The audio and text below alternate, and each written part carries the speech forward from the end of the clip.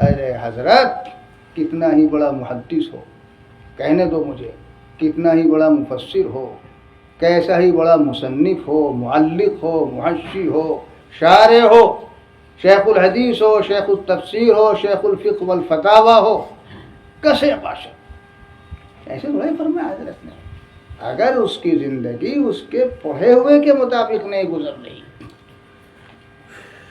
جاہل ہے کوئی، یا تم یہ ثابت کر دو گے کہ شیخ الحدیث ہونے میں اور زندگی علم کے مطابق ہونے میں کوئی لزوم ہے یا تساوی کا تعلق ہے، تو میں تمہارا غلام ہو جاؤں گا۔ شیخ الفقہ والفتاوی اگر ہوگا تو ضرور اس کی زندگی اس کے علم کے مطابق ہوگی۔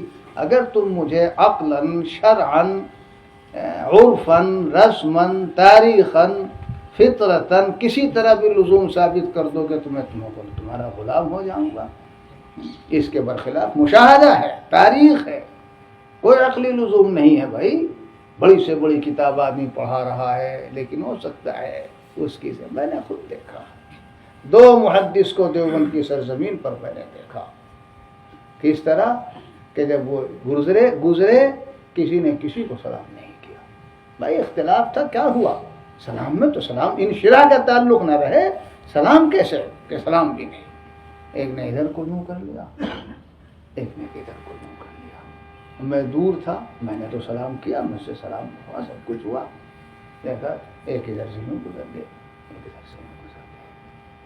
بس اب اور زیادہ نہیں کہتا، دیوبند کی سرزمین میں نے کہہ دیا، حدیث پڑھانے والے تھے، اس سے زیادہ قریب کر کے نہیں کہتا تاکہ یہ نہ ہو کہ تم سمجھ لو کہ وہ قوم تھے۔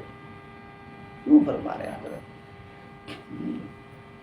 اور ہمارے ان حضرات کے کلام میں تو ہے، سب اس کے ساتھ ہے، اس پہ کوئی حضرت نے تو حضرت یہ ہے، دیکھیے ایک انسان ہے، عالم ہے، محدث ہے، مفسر ہے، فقیہ ہے، حافظ ہے، قاری ہے، وہ سمجھ رہا ہے کہ میں مقبول ہوں، ممکن ہے کہ وہاں مردود ہو۔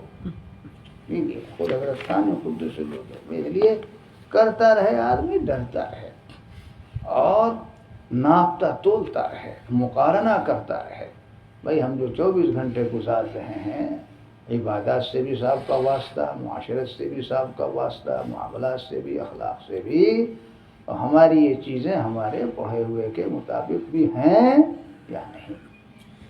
بزرگوں نے تو سب کچھ فرما دیا ہے۔ امام غزالی نور اللہ مرقدہ کا کیسا عجیب ارشاد ہے کہ جو علم ہمیں آج اللہ تعالیٰ کی نافرمانی سے نہیں بچا سکتا، کل قیامت کے دن وہ اس کے عذاب سے بھی نہیں بچا سکتا۔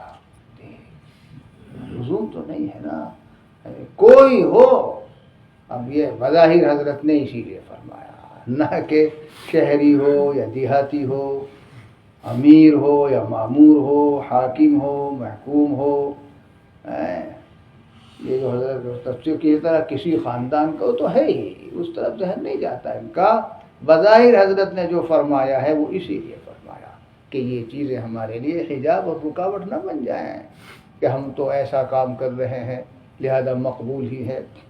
اور وہ حدیث شریف بھی یہ حضرات پیش نظر رکھتے تھے، ان اللہ تعالی لَيُؤَيِّدُ هَذَا الدِّينَ بِالرَّجُلِ الْفَاجِرِ۔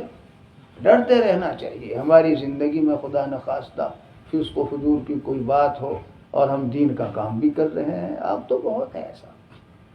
اللہ تعالیٰ اپنے فضل و عنایت کا معاملہ فرمائے اور خدا کرے کہ حضرت کا یہ ارشاد ہم سب کے لیے مفید و نفع بخش ثابت ہو۔